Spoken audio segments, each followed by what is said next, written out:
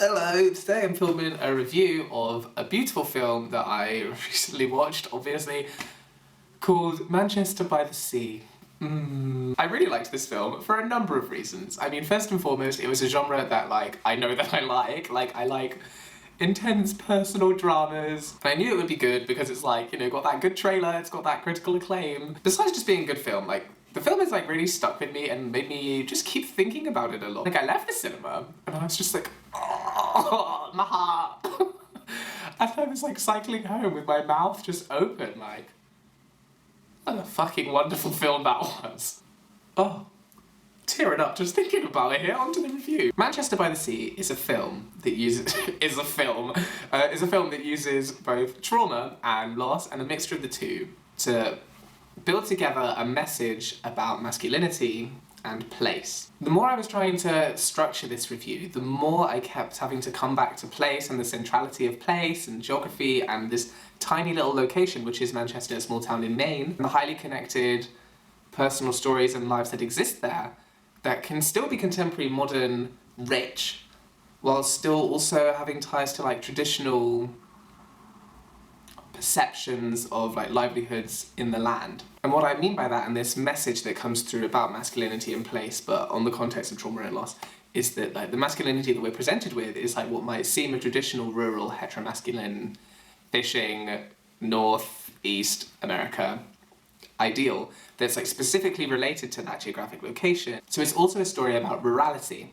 but a different rurality that we're used to. It's not about going into nature, it's about this kind of small town dynamic, both on the sea, on the periphery of the US, and so becomes a comment on traditionality that doesn't have to be traditional. And I found that a really, really cool idea. Not least just because Maine is 100% my favourite state in the USA, and these New England Northeast accents permeated the film, basically provided this kind of linguistic soundtrack for it. It means that the whole dialogue audially is rooted in the periphery of the most powerful country in the world, but whatever. There aren't going to be any spoilers in this review, but from what we know from the trailer is that our protagonist, Lee, is coming back to Manchester and needs to take care of his nephew, Paddy, who is mourning. So Lee has lost his brother, Patrick has lost his dad, and whereas for Lee this is a return that's painful back to the place where he left, for numerous reasons, whereas for Patrick it's a departure from a place of security. But they're both balanced in the same town, in the same place, with the same people in the same context and that shared experience. And okay, for the first 40 minutes of the film, it was fairly run of the mill, and I was like, cool, doing a good job here. And then it's and there's just one particular scene, anyone who's watched the film definitely knows what I'm talking about, that I just didn't expect. But there's a flashback. Through using the flashbacks, we understand much more about Lee, the protagonist, his history both with people in the town, with the town itself, and with his conception of who he is, so the self. And it's really well done, actually, even if it is jarring at the beginning of the film. And just that turning point, that very specific dramatic flashback scene reveals to you so much more than you were expecting, both from the film, from the story, and is just so real and so human. While that scene is just to the heart. The flashback kind of narrative or plot device, the way that it's been directed or written, really allows both the actor to portray this contemporary, in-the-moment, stoic, resilient rural masculinity that we have all come to know and love.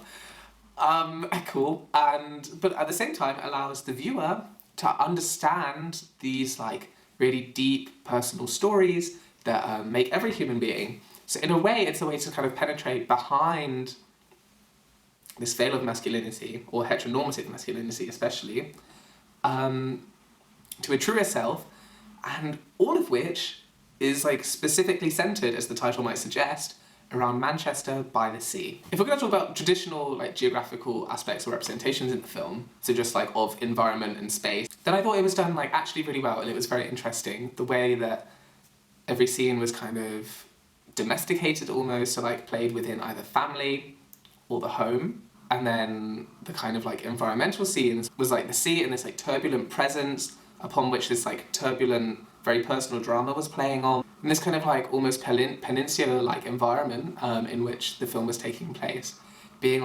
the the utmost distance from like a big urban centre, but also with very little space to progress, this kind of rural compression almost between like big bustling civilization, endless humanless nature, and this microcosm that is held within, where all of these people have to exist, interact, and come to terms with each other, themselves, their actions, all of these great things. Furthermore, like, place was just saturated in everything. This constant line of like the boat and how Patrick's dad's memory can live on through a boat, how Patrick becomes a real main man because he loves the boat and does masculine things on the boat, and the boat being this like great metaphor on this turbulent sea that I've already talked about, of like holding this kind of like main rural idyll, happiness of like masculine relationships, father-son, father-brother, in a boat that's falling apart and needs to be salvaged through like masculine cooperation. Okay, like more film stuff, I guess. Cinematography-wise, it was as good or as cutting edge or high quality as I would expect a contemporary film to be. Like normally I really love films that are able to like strike me with colour or composition, things like that. But this film was really, it almost seemed to like deliberately lack cinematographic like progressiveness. Okay, and then I have like two more things just to say, that like place was just inescapable. I don't know whether like all cinemas do it, but like the theatre where I was at didn't like turn up the lights for the credits. So we had these rolling credits against like still images, video obviously, still images of Manchester against this like rolling sound of the sea that you almost got impatient watching because you wanted to leave. The films over the credits were rolling and it was like, this still exists, this kind of persistence of places that we tend to forget or we only entertain in terms of novelty, where stories like the ones that we've just watched and been enlightened by continue to live on. Another thing is just I found myself as like a personal viewer coming from like a queer context of like gender confusion in the past, I suppose, being really, really jealous